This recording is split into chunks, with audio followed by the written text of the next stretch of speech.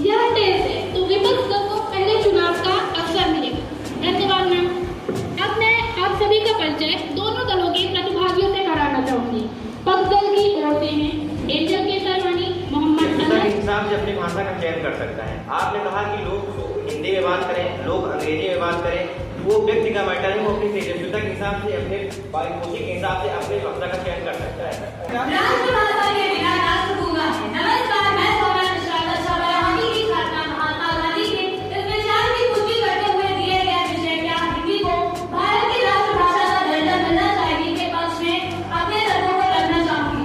इसमें कोई सवाल इससे है, इन्होंने कहा कि हिंदी को राष्ट्रभाषा नहीं बनाना चाहिए, जिसकी वजह से भारत के दक्षिण भाग में काफी हादसा हुआ था 1965 में। तो जब दक्षिण वाले क्या कहते हैं अंग्रेजी को अपनाने के लिए तैयार है, तो हिंदी से इतनी नफरत क्यों? हिंदी को राष्ट्रभाषा बनाने में क्यों आवाज उठा रहे हैं? समाज में जो भी संक्षिप्त विषय है वो एक किसी इंडिविजुअल व्यक्ति के ऊपर निर्भर करता है कि वो किस भाषा को अपनाना चाहता है।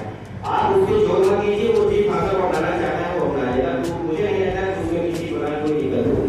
मेरा सवाल आपसे ये है कि अगर हम किसी एक भाषा को सीखकर अपने देश के 60 से 70 करोड़ भारतीयों से बात कर सकते हैं, और जैसे कि हम साउथ साइड से उसके पिता प्रॉस्पेरो और उसके पति फर्डिनांड, वेदांता तुलसी हमेशा अपने पति और पिता की ही बातों को मानते मानते अपना अस्तित्व खोती जा रही थी। ठीक उसी तरीके से जैसे आपने कहा कि हमारे देश में जब बाहर से कई भाषाएं आई, उर्दू, फारसी, बोलते हैं कि खाना झूठा है, तो इसका मतलब ये थोड़ी ना कि इसको हिंदी में बोलते हो। क्या अमेरिका वाले इस शब्द को क्या वो लोग कुछ नहीं बोलते होंगे? सब हर भाषा में इसका कुछ ना कुछ मतलब है। अगर हम नहीं जानते तो इसका मतलब ये थोड़ी ना है कि इसका कहीं और इसका कोई मतलब नहीं होगा। आपने कहा कि कुछ ना कुछ मतलब जरूर होता है।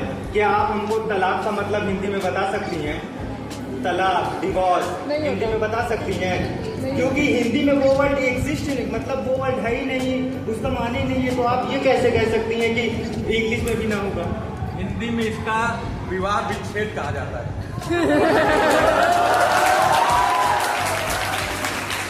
जैसे कि आपने कहा कि हिंदी सहज और सरल भाषा है, ये मतलब आप ये कैसे कह सकते हैं हिंदी सहज और सरल भाषा है? जैसे कि सारा खुद उसको हिंदी नहीं आती, उसके लिए भी सरल भाषा नहीं हो सकती है।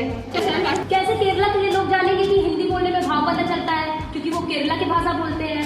मराठी लोग कैसे जानेंगे कि हिंदी बोलने में भाव पता चलता है? वो तो मराठी बोलते हैं। इंग्लिश इंटरनेशनल लैंग्वेज है, आप कहीं भी जाओ, आप देश विदेश कहीं भी जाओ, आप केरला में जाओ, वहाँ भी इंग्लिश बोला जाता है। आप कोई भी स्टेशन में देखो इंग्लिश लिखा रहता है।